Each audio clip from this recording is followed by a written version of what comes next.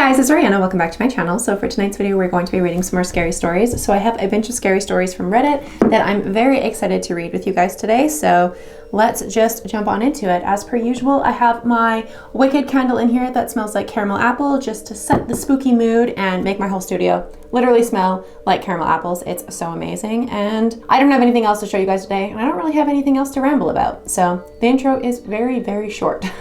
But let's just jump on into some of the scary stories. So the first scary story that I want to read tonight is from the short scary story section, and it's from the Reddit author Prof Handsome, and it is titled, "The Sirens have been going off for 2 days now. I've lost the ability to think clearly. Nothing else seems to be wrong. People are walking around outside for a while, investigating the sirens that were suddenly blaring. The sirens had been there for as long as anyone in the town could remember. They were just seen as a town quirk, maybe some kind of remnant from the paranoia of the Cold War. Before yesterday, they had never gone off. I saw people try to take down the sirens, destroy them, anything to make them stop. Eventually, and without fail, each person would give up. Not that it would do much good if they were able to take one down. There were so many. The option to leave the town would be valid if the roads weren't barricaded. No one left in this town knows why or when this happened. Each road out of town was now blocked. Military-grade barricades put up to prevent anyone from entering or leaving, and the sirens continue to blare. I'm almost worried what will happen when they stop." And that's the entire story. So it's just a short scary story section to start the video, and that is fucking terrifying. Like, what the hell? That was written very well. So thank you so much for allowing me to read your story, and that was fucking creepy. The next one is another short story. It is from the sleep paralysis section on Reddit, and this is from the Reddit author. This may be my Reddit account, I think. This be my Reddit account. And it's titled, "Weird Incident Last Night. I had sleep paralysis last night shortly after falling asleep. I knew what was going on, and I was trying to snap out of the paralysis. I could also see my room around me, but wasn't sure if it was real or if I was in a dream. I could also see shadow figures and hear what sounded like a ton of people walking around downstairs. In this dream, during the paralysis, I decided to look at my clock because I've heard that in a dream you cannot actually see the time and it would wake you up. The clock showed 1:46 a.m. and there was a shadow figure standing next to it. After what seemed like hours, I finally snapped out of the paralysis and looked at the clock, and it was 1:48. So 2 minutes had gone by, but it felt like hours. Oh my God. I hate sleep paralysis. I've told you guys in previous videos my one encounter with sleep paralysis, but it's fucking terrifying. I hate that you see things in your paralysis because you're hallucinating, and it's just so scary. That's terrifying. The next story that I want to read is from the ghost story section, and it's from the Reddit author that_purple_axolot. I think that's how you say that. And it's titled, "I feel like my house is haunted and I don't exactly know what to do. I don't usually post things, but I need answers. Last night, I don't know what happened. It's either my door glitched or there's a ghost possessing my door. Yesterday I was sitting on my bed and the door randomly opened and closed. The fan wasn't on, the dog was downstairs sleeping, and my father, who was also downstairs, was watching a movie. My mother was at work, so it couldn't have been her. It wasn't even late. It was around 9:20 p.m., a time where weird things would usually happen for us. For example, when I was watching a movie with my father, I could see the lights flickering on and off in the dining room. We didn't have any problems with electricity, and my mother was always at work at that time. When I was younger, I would see a dog sitting somewhere in my house, and I thought it was my dog, so I always got close to it, and before I could even come within 6 feet, it would disappear, and I would find my dog sitting in the kitchen. I also saw a tall man with a long black trench coat, black boots, and a tall black top hat. He didn't have a face. I would usually see him turning the corner to me, and being a stupid kid, I decided to try and chase him. When I turned the corner, he was gone. I stopped seeing him after I turned around 6. I sometimes see the dog still, but it disappears after I blink. As I've gotten older, I started to feel like someone was standing over me as I slept. Luckily, I had an eye mask on, so I could open my eyes without seeing whatever was standing over me, but I could just sense it. It was just staring at me. Eventually, I would fall asleep, and the feeling of anxiety would go away. The next morning, I would pretend like nothing happened and go along with my day. I never told anyone this until now, because I thought that people would think I was crazy. Sometimes, when I would watch a scary movie, I would have sleep paralysis, and it would feel like I was being watched by a dark figure. It would be at the foot of my bed, or it'd be right next to me, watching and staring into my skull. I leave a light on because I'm scared of the dark, because of these feelings, thinking whatever had watched me in my sleep would return. I used to have dreams full of life and color, but now it's just a black void. I can't talk, move, or hear anything. It's just a pitch black void with nothing in it. I've tried using dream catchers and protection charms such as the evil eye, but nothing will work. I'm thinking about getting a priest to come bless my house or an exorcist to get rid of whatever is in my house. My mother told me that I would randomly look up from toys and speak to something that wasn't there. I never had any imaginary friends, so she thought I was just talking to the birds in the house. But even when the birds had moved out of our attic, I would still do this. Even as I'm typing this, I feel paranoid, and I feel like someone's watching me. Update number 1. Right now I'm in the master room, it's 8:37 and I have heartburn. I've had done most of the things that people have said, and I don't think it's worked. I'm just going to try something that has worked for my grandparents, and I'm going to see if they'll accept it. Update 2. I decided to try and offer the ghost something, and I don't know if they'll accept it or not. But they did leave a really fancy looking K on my floor using string. Is that a sign? Update number 3. Well, this isn't exactly an update, but let me get some things cleared up. Number 1, I'm not a Christian. I'm talking about my Japanese grandparents, and even if they are atheists, they still respect the dead. The reason why I'm offering the ghost something is to try and get to some agreement. I'm not giving the ghost anything that will possibly increase its power. I'm simply putting some things like a Snicker bar or something to eat. Please understand that. Update number 4. I just came back from school and I heard something fall off, and I think I'm seeing that dog again, or my dog is really fast at getting out of the windowsill. That's behind the couch and laying down on the tile near the front floor. Yes, I'm checking where the sound came from, and nothing was out of place. And that's all they said. So they're looking for some reassurance as to what the hell is going on. If anybody has any answers as to what could be happening, let us know in the comment section down below. I honestly have no idea what it could be, but it's really interesting. It just sounds like you have a lot of paranormal activity in your house, and I'm not really sure what you're looking for as for answers, because a lot of stuff seems to be happening in your house, and it's like different things. So it could just be a bunch of different spirits. So I'm not too sure. But thank you so much for allowing me to read your story, and let's move on to the next one. This one is from the paranormal section and is from the Reddit author Impossible_Chance104, and it's titled, He Watches Me Sleep. For some background, I'm a 24 female and I live in a small town in the same home my entire life. This was a home my parents built, so there was no previous history. Most of my life things were really quiet, or at least I just didn't notice. I was always the different one when it came to my siblings. I was more defiant and open to things, so I enjoyed a lot of things that my siblings did not. But as I got older, I became more aware of the fact that there was definitely more out there than what we realize. The story takes place when I was around 20. Things started small. I always felt like I was hearing things and seeing things out of the corner of my eye, but then things took a turn for the worst. I remember walking into my room one day and feeling so uneasy, like someone was in there with me. I looked around and saw no one else, so I shrugged it off. Over the course of the next couple weeks, that feeling never went away. Instead, it kept getting stronger and stronger. I kept noticing things being misplaced. Things would mysteriously disappear. Then one night, it all changed. I went to my room to go to bed, and I felt that feeling again, but this time, it was almost suffocating. I tried to ignore it, but when I turned off my light and closed my eyes, the feeling was unbearable, and when I opened my eyes, that's when I saw him. There, in the corner of my room, in the pits of darkness, stood a tall, black, shadowy figure. I thought my eyes were playing tricks on me, so I kept looking around, but he never moved and never left. Safe to say, I slept with my head under the blanket that night, and every night after that, he was there. During the day, it was the same feeling, and things would still disappear or were misplaced, but I only ever saw him at night. It got to the point to where I hated being in my room every single night. I would see him, feel him. If I closed my eyes, I would feel him come to the side of my bed and stare down at me. And then I would open my eyes, and there he would be back in the corner. There was no escape. He was even in my dreams. I was terrified.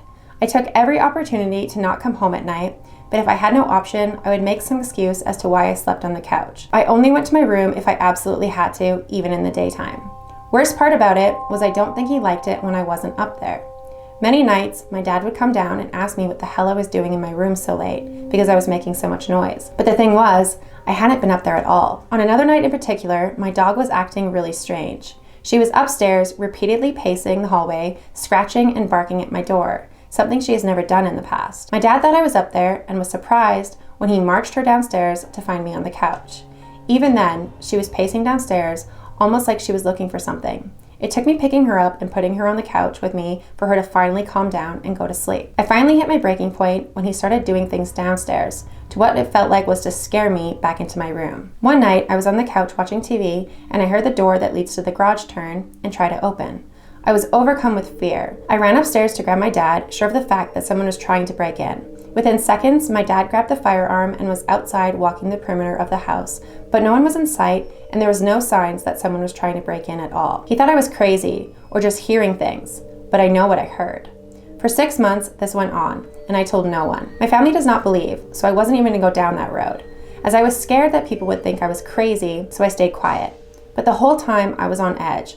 I couldn't sleep anymore, and I just had enough. I had a friend who had recently opened up about her belief of the paranormal, and we were hanging out one night. We made plans for me to stay at her house, but we had to come back to my house to grab some clothes. When I got up to my room and felt that oh too familiar feeling, I knew it was time I did something about it. I wanted to see if I was actually crazy or if she could feel it too. So I made some excuse for her to come up there, and when she did, it confirmed everything. She took 2 steps into my room and was like, whoa. I asked her what was up, and she explained that it felt so heavy in my room, and she didn't like it at all. She asked me if I felt it too, which I then replied yes. It shook her so much that she had to go downstairs and wait for me. When I finished up, I explained to her what had been happening for the past 6 months, and she was astonished. She believed me. We thought it would be the best to get out of there so we could talk about it more openly. So back at her house, we stayed up all night researching what this could be and how exactly to get rid of it. We looked for hours, but there was no clear answer. Thankfully, it has never physically harmed or touched me, but I think it was due to the fact that I never interacted with it or provoked it. If I had, who knows how bad it would have gotten.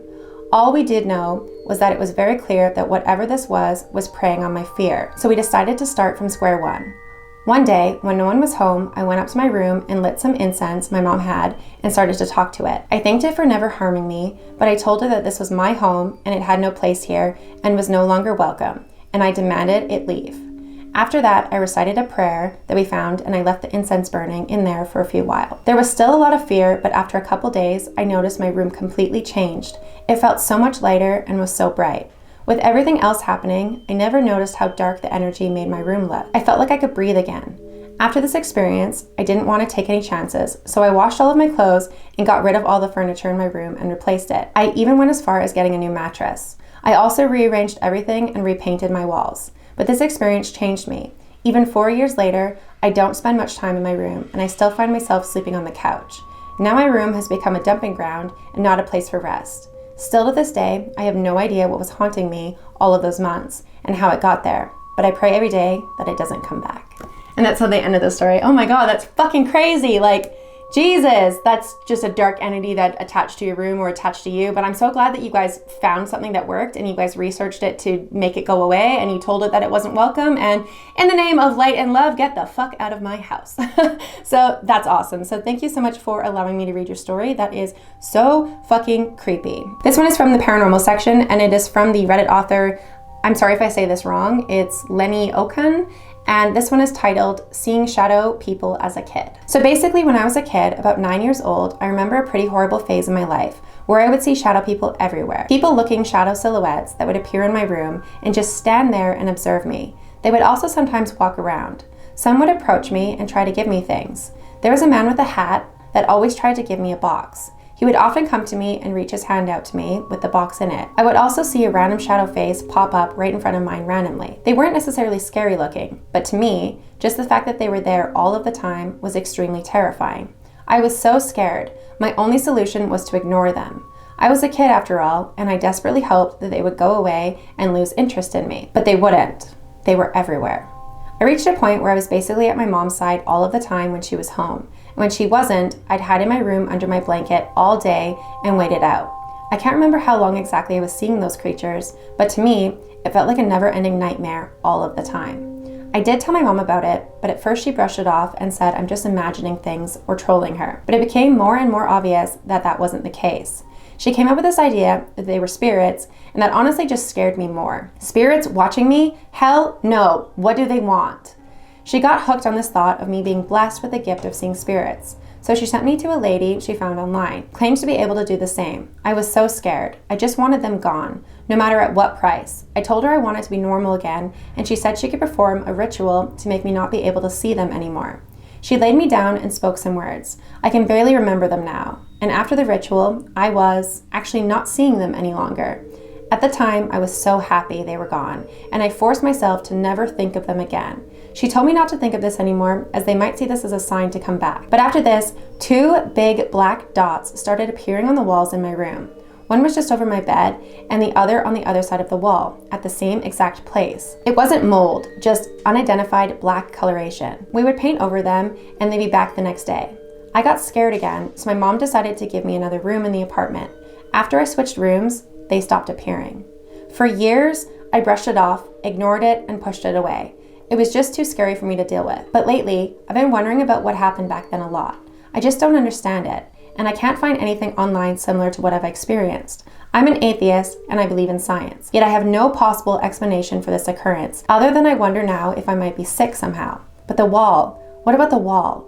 Ever since that ritual was performed, I never saw anything like it again, and I just can't comprehend why and how. I wrote this with the hope of maybe finding someone that went through something similar, willing to share their experience with me, or just general opinions on what this could have been about. Thank you in advance. So they're just looking for some reassurance if anyone's ever gone through something similar, and if you guys have any answers for them, let us know in the comments down below, or go comment on their comment section on Reddit. I'm going to post all of the stories as per usual in my description box down below, so you guys can go check out all of the authors, but I have no idea what that could be because I've never actually really seen shadowy figures. Like, I've seen shadow figures like everybody has, like in the corner of my eye, but I've never actually like full-blown seen them, so I don't know. But thank you so much for allowing me to read your story. I'm hoping you can find some answers in my comment section, or if anybody knows, they can go to their Reddit and hopefully give them some answers. I don't know. There is one more story that I want to read tonight because we're at the 22-minute mark, and it is from the ghost story section, and it is from the Reddit author. I'm sorry if I say this wrong again. It's We're Never Klemped. I'm sorry if I said that wrong. And this one's titled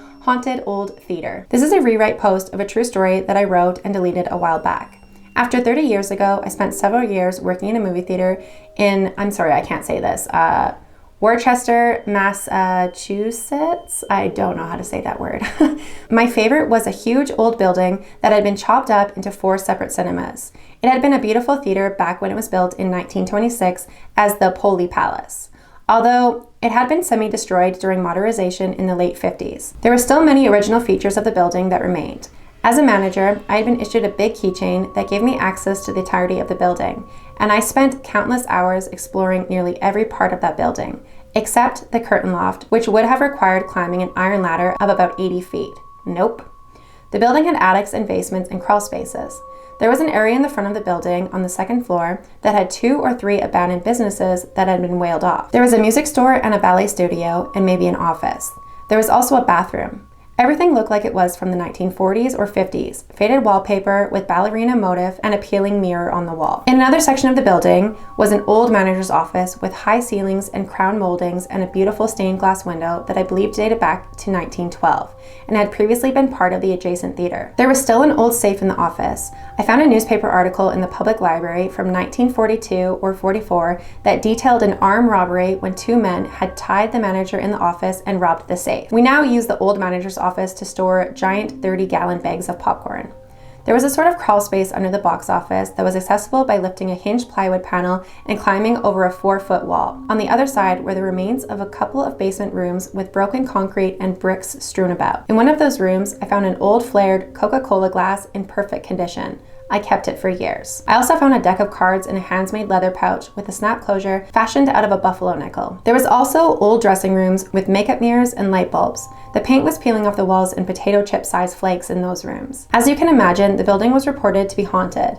The head manager claimed to have had ghostly experiences, and I guess I'll start there. When the building was remodeled in the late 1950s, the men's room was in the basement, was converted into the manager's office.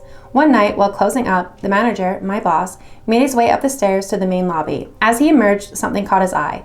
Way up in the ornate 30-foot ceiling, he saw an apparition floating there. It disappeared into the ceiling. Terrified, he ran back down the stairs and hid in his office until daylight. Another time, he was again working late. There were several arcade machines in an area of the lobby, and they were normally powered off when the last shows were in. As he climbed the stairs, he heard all of the machines making their electronic beeps and bloops. He was annoyed that the usher had failed to turn off the machines before punching out and realized that he'd have to go turn them off himself. As soon as he opened the door, the noises stopped dead. Looking across the lobby from where he emerged, the machines were all dark and they were indeed powered off. A projectionist claimed that he looked out of the booth window one night in the big theater upstairs while shutting things down and saw a face looking back at him. I take those stories with a grain of salt. I was always skeptical of those based on the sources, but here's my experience. I was obsessed with the history of the building and would research newspaper archives for articles about it. There were rumors that a strange hand had died there in an accident, that it had been a vaudeville theater. I was never able to confirm that. I had then talked about the building to my mother, and she in turn happened to discuss it with a woman that she worked with. The woman claimed to be a psychic or clairvoyant, or maybe just that she would get the feelings about things. She told my mother that she had been to the theater and that she felt like someone had indeed been killed there, and that his name began with the letter M. My reaction was, okay, sure, sounds nutty. Sometime later, I was the sole manager on duty on a slow night midweek. I was alone in the office in the basement. The 7 o'clock shows were in, and I was doing paperwork. The intercom buzzed. It was the box office cashier calling me to tell me that I had a phone call. I asked who it was, and she said that she didn't know. I hung up the intercom and pushed the button for the main incoming line where the call was holding. The earpiece erupted with loud close squealing and static. I used the word close because it was so loud and distinct that I assumed that it was something wrong with the phone BPX in our building rather than the line itself or the caller's phone. It was just the impression that I had. Hello, I said. I got nothing, just more squealing and static. Hello, I repeated. Hello, a man's voice, calm, flat, distinct, then nothing further. Who is this? I was a bit perplexed.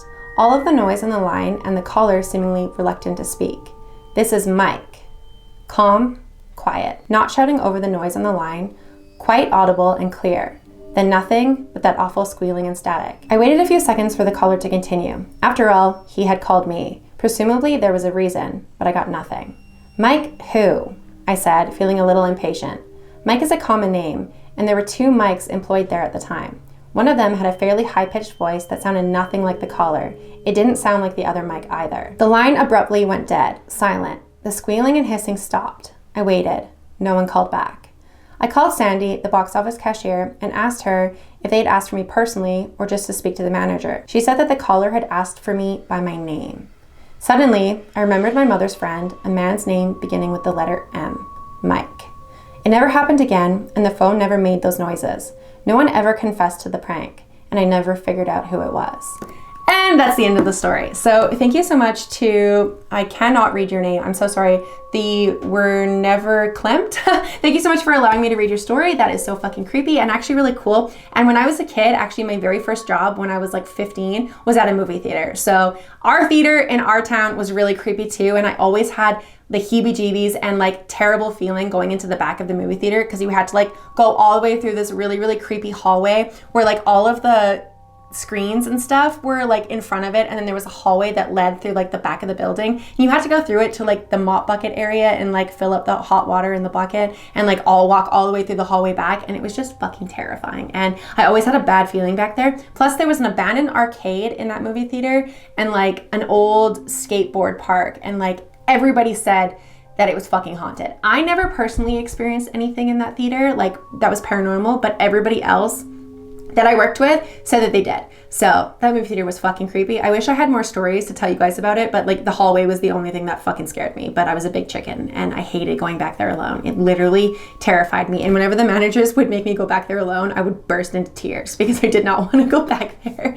But this is where I'm gonna end the story because the cars are being so fucking loud. I don't know if you guys can hear them, but they're being so fucking loud and I'm getting irritated. So this is where I'm gonna end the video today. Plus I want to edit this and upload this as soon as possible. And I know you guys always complain that I'm complaining about the cars, but they really do bother me. And you guys don't know this about me, but I have OCD, and when something really bothers me, I can't let it go. So that's just me personally. It bothers me because I have OCD, and it's something that I like fixate on, and like I can't think about anything else. And when they go past and they're so fucking loud and they're so fucking obnoxious that it takes me myself out of the story, I feel bad, and I don't want that to happen to you guys. So that's why the cars bother me.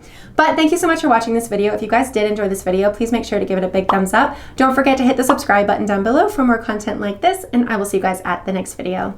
Bye.